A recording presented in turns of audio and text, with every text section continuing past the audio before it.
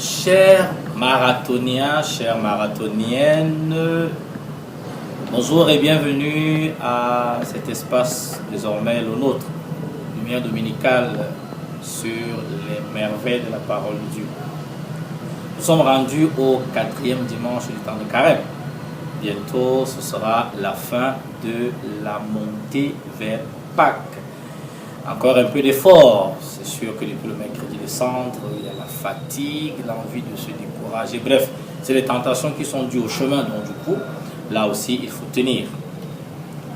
Aujourd'hui, notre Sainte Mère nous propose pour notre marche vers Pâques les textes suivants. Le premier livre de Samuel, le chapitre 16, les versets 1, 6 à 7, puis 10 à 13. Le psaume 22, l'épître de Paul aux Éphésiens, chapitre 5, les versets 8 à 14, et l'évangile de Jean, chapitre 9, les versets 1 à 41. Il s'agit de l'aveugle de Siloé. Alors, de quoi est-il question? J'ai voulu, pour toi et pour nous, trouver le lien entre cette belle lecture et c'est le mot discernement que le Seigneur m'a insufflé, qui a surgi dans mon esprit. Dans la première lecture, les acteurs sont Yahvé, le prophète Samuel et David qui sera choisi pour être le roi d'Israël, qui va succéder au roi Saül. Joli décor, le prophète lui-même va se planquer, puisqu'il portera son regard sur l'aîné, et Dieu lui dira, attention, ce n'est pas lui. Voilà qui met la puce à l'oreille. Sur quelle base Dieu fait-il ses choix? Sur quelle base faisons-nous nos choix? Quels sont les éléments qu'il faut réunir pour avoir un choix selon le cœur de Dieu? Le Seigneur le dit lui-même dans la première lecture. Je lis les cœurs, bonjour la profondeur. Et seul le discernement, qui est un don de l'Esprit Saint, peut nous aider à réussir ce pari de voir avec les yeux du cœur. Quelqu'un n'a-t-il pas dit que l'essentiel était invisible à l'œil nu? Et c'est vrai. Très souvent, nous nous arrêtons à ce que l'on voit au paraître. Et quelqu'un avait dit que tout ce qui brille n'est pas or. Justement, Samuel s'est cassé le nez en s'arrêtant à l'aspect physique du frère aîné de David, qui était loin dans les champs, gardant les troupeaux de la famille. Le discernement implique réflexion, implique analyse, implique réellement, avant de décider, ces choses impliquent un choix, impliquent une décision. Est-ce le cas pour nous? C'est vrai, depuis que le carême a commencé, on a dit les 3 P, prière, pénitence, partage, c'est vrai. Qu'est-ce que tu as pu discerner? Quelles sont les décisions que tu as prises en lien avec la prière pour qu'elle s'améliore, puisque c'est le but, avec le partage, avec la pénitence, pour, comme dit le Seigneur, revenir à lui totalement, finalement. Au Seigneur, merci pour cette leçon du jour qui nous guérit d'un mal, la cécité spirituelle. Le discernement nous guérit de l'aveuglement spirituel. Le psaume 22, célèbre, connu. Le Seigneur est mon berger, rien ne saurait me manquer.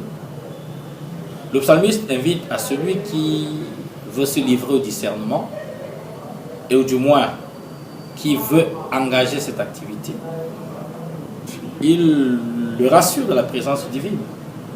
Apaisement, sérénité, confiance pour découvrir les merveilles du Seigneur. Il y a une mélodie pour les habitués de l'étude des heures. Ouvre mes yeux, Seigneur, ô merveille de ton amour. Je suis l'aveugle sur le chemin, guéris-moi, je veux te voir. Quand le Seigneur nous dit qu'il est notre berger, quand il nous dit que rien ne saurait, de quoi peut-on avoir besoin sinon de sa présence? Sommes-nous finalement de bons disciples. Alors encore, le discernement est à l'œuvre pour nous aider à comprendre que le Seigneur est le seul bon choix. Discerner est exigeant, oui. Discerner, c'est pas facile. J'ai dit tout à l'heure qu'il y avait des préalables pour un discernement de bonne facture. N'oublions pas les questions que nous nous sommes posées au départ. Sur quoi se base Dieu pour choisir? Sur quoi tu te bases pour choisir?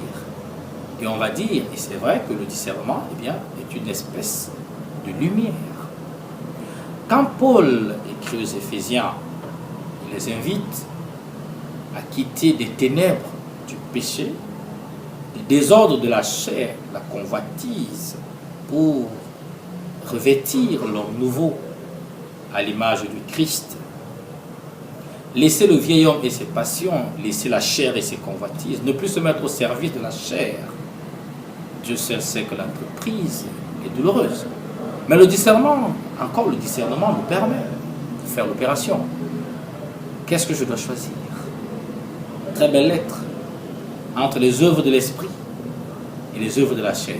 Eh bien, il faut faire un choix.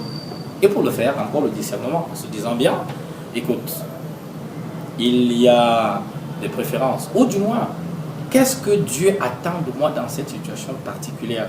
Voilà une question fine qui traverse le texte.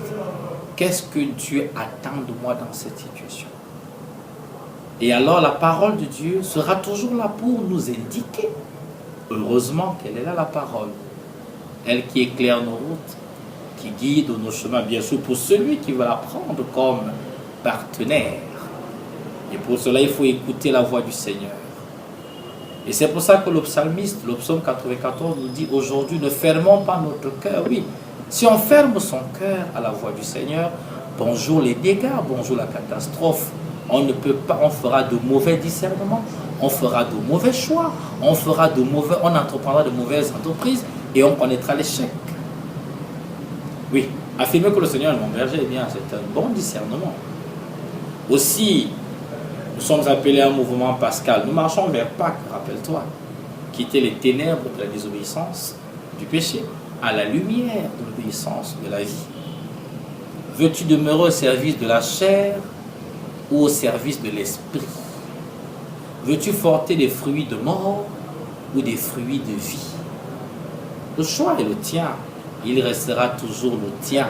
Mais le Seigneur t'invite à faire le bon choix, le meilleur, comme il le dit lui-même. Si tu écoutes ma voix, tu ne pourras pas te tromper. Dans l'évangile, il souffrait depuis longtemps, aveugle de naissance. Imaginons toutes les misères par lesquelles il a pu passer. Et un jour, il rencontre Jésus, qui n'était indifférent devant aucune misère humaine. Il va le guérir par les moyens qui sont les siens. Cela va créer tout un raffut dans le temple, mais ce n'est pas là le plus important. Jésus va lui rappeler, maintenant qu'il a retrouvé la vue, qu'il aille se mettre au service de l'auteur de la vie qui est Dieu. Oui, derrière la guérison de l'aveugle, admirons encore l'invitation au discernement. Quittons les ténèbres, quittons la nuit. Et Paul le dit si bien, magistralement d'ailleurs, la nuit est bientôt terminée. Revêtons ou agissons comme on agit en plein jour. Derrière la guérison de l'aveugle, Jésus veut décrier toutes ces maladies qui nous aveuglent, qui nous empêchent de voir, qui nous empêchent de nous mouvoir, qui nous empêchent de grandir et de jouir et d'agir comme des enfants de Dieu. Qu'il plaise, mon frère, ma soeur, à Abraham, notre Saint-Père, à la foi, à Joseph, à Marie, à tous les saints, de nous aider à faire de bons discernements. Je rappelle que le discernement est un don de l'Esprit Saint.